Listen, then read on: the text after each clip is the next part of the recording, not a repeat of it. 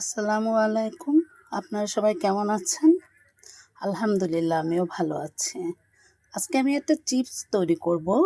আমি একবার বানিয়েছি, সেটা দেখাইনি, এখন আবার শুরু করছি, আবার দেখাচ্ছি। কালো জিরা দিয়েছি, খাবার জিরা দিয়েছি, লবণ দিয়েছি, ময়দা, আটা দিয়েও পারবেন, সাদা আটা দিয়ে ময়দা দিয়েছি।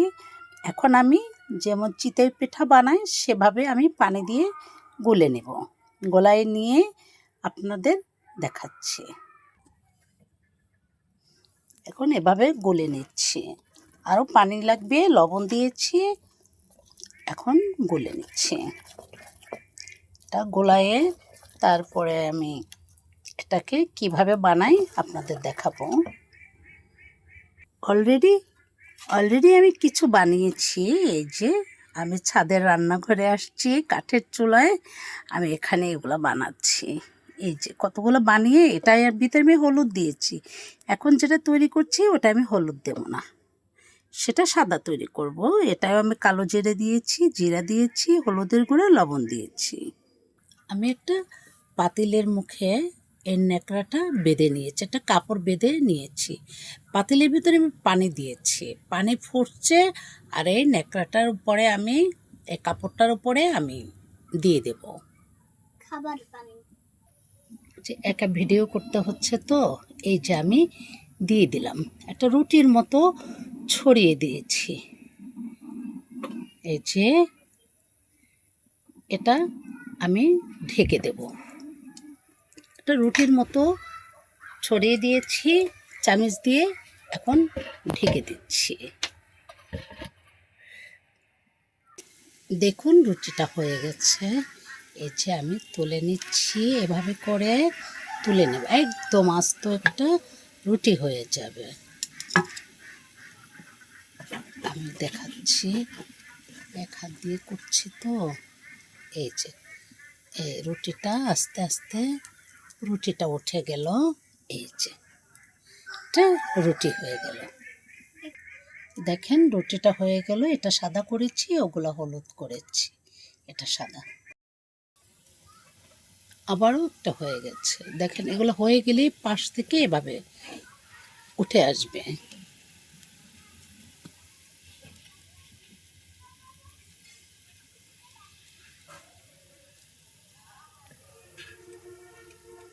এই যে দেখেন উঠে আসছে।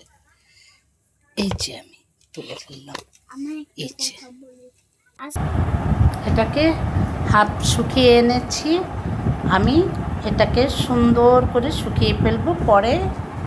এখন আমি হাফ শুকিয়ে আনার পরে আমি এভাবে কেটে নিচ্ছি। আপনার যেভাবে ইচ্ছে সেভাবেই কেটে নিতে পারবেন। এগুলো আবার রোদে শুকিয়ে নেব। আমার আটা ময়দার চিপস হয়ে গেল, শুকিয়ে নিয়ে আসছি।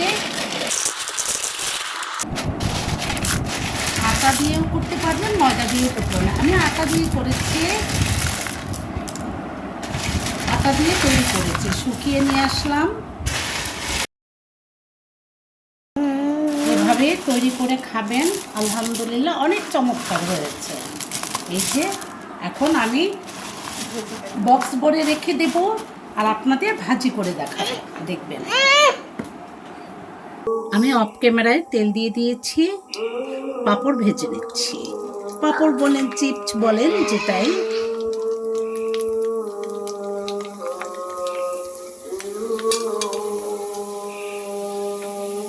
একটু কম আঁচে দিয়ে নেবেন, প্রথম জালটা বাড়িয়ে নেবেন, তারপরে অল্প।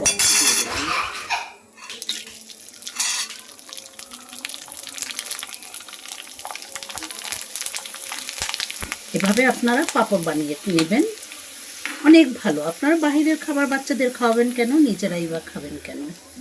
আলহামদুলিল্লাহ অনেক সুন্দর হচ্ছে।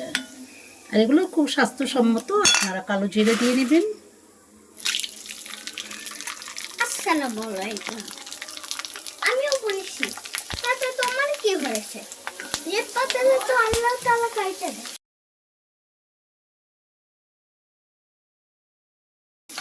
একবারে তেলটা গরম করে তারপরে একদম নেবু আছে এটা দিবেন, সুন্দর সাদা হবে। আর না হলে বেশি তেতে গেলে গরম হয়ে গেলে লাল হয়ে যায়। আবার আমি এটা হলুদ কালার দিয়েছিলাম, সাদা কালার দিয়েছি, তো এই জন্য একটু মনে হচ্ছে যে একটু পোড়া লেগে গেছে তা না, কিন্তু এটা 2 ধরনের করেছিলাম, দেখিয়েছিলাম তো।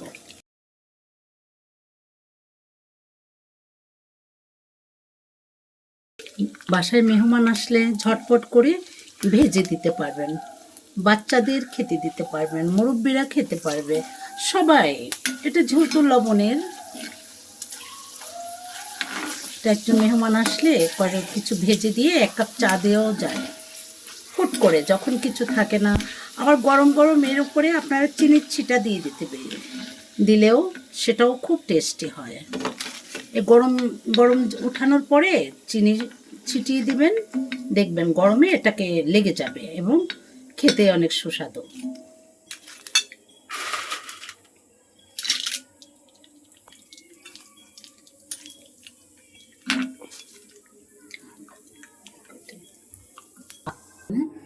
আমার চিপসগুলো হয়ে গেল। ভালো থাকবেন, ভালো লাগলে সাবস্ক্রাইব, লাইক, কমেন্ট, শেয়ার করবেন। আর আপনারা এভাবে বানিয়ে ভেজে খাবেন, আলহামদুলিল্লাহ অনেক ভালো লাগবে। আসসালামু আলাইকুম।